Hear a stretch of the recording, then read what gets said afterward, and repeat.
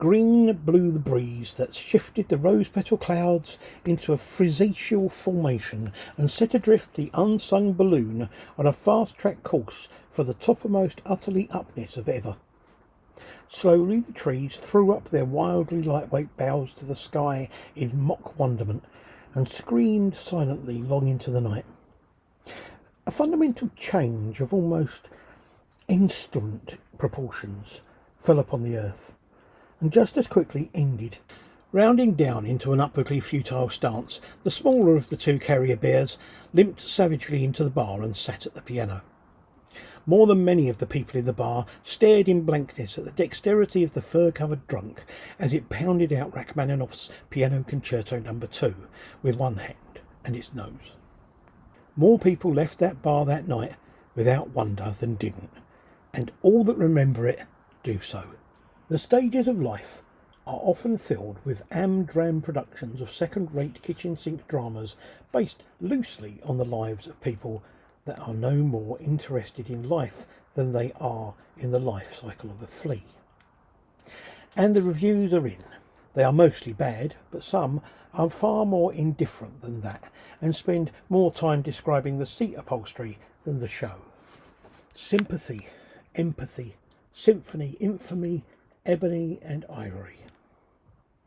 These are the things that they seem to be, and yet beyond that they are more of a dwelling than are dwelled upon.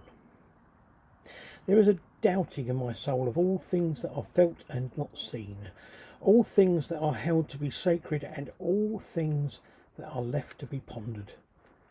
The shattering of glass reminds us of our births, the cold of the wind reminds us of our deaths, and the indifference of strangers reminds us of our gods.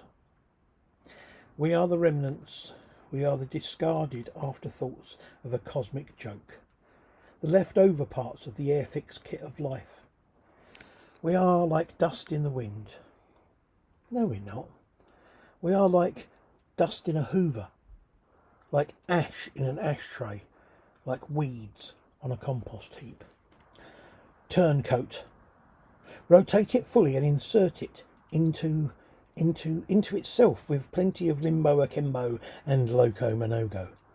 The banjo of utopia plays long and longer into a never happening night that lasts for never.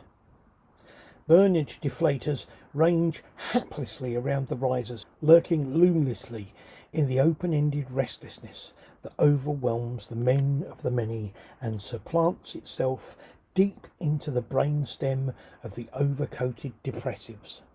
Times and away I thought a many about all of the things, and in their emptiness they echoed and rattling darkly in the trees. Moonrock. Heavy is the railing that tears one apart and holds on to the memories of what should have been but wasn't. Irritations. Depending on the banshee, a throw to walk away with against the turning of the tide. Rotoscope. In galaxies further than far away, but within earshot, lurk unseenities beyond the palest far distant. Rendations.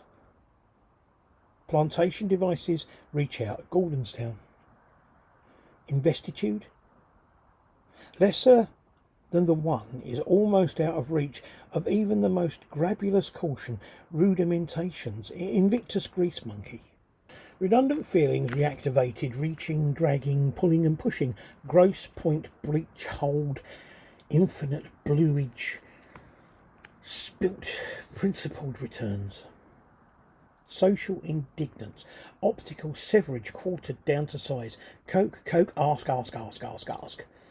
Stifled montage ringleted around the optimum opening. Transversed upon the oneness. Towards freedom. Goat herder. Skillet, the open-hearted congestion of the soul. Breathe deep and deeplier still, until scattershot. Arch art returned rotund without it all in the opener position. Track up it out and let it fall where it may. The skill of the operator is in the flattener, and upon it all stands a dread of that stuff you put on, Not lotion, but that stuff that you can rub in but also grow flowers on. Grindle cake. Card carrier. You are the benign midriff in the swollen amplitude that delights my indifferent soul. I am revitalised by the screams of your corpulent children and stung to the core by the heat of the steam that is released by the dreams you only exist within. You take all I have and return it to me with all the red used up, and I am expected to carry on in spite of not having to want to do so. If any in this God-bespoken universe can truly be said to be an utter irrelevance, it must be you. Unless you're not. In which case, you may be, or else, at least, you might. Your card, which you carry with unfailing indignance, is all that stops you being as the rest of us, but it also makes you a detestable lout. Seeing is just a small part of the undoing of me. I feel, hear, smell, taste and touch too. All of these things and more can undo me at any time. The undoing of me is less than it sounds and yet more than it may somehow be in the end. Deep inside I feel something.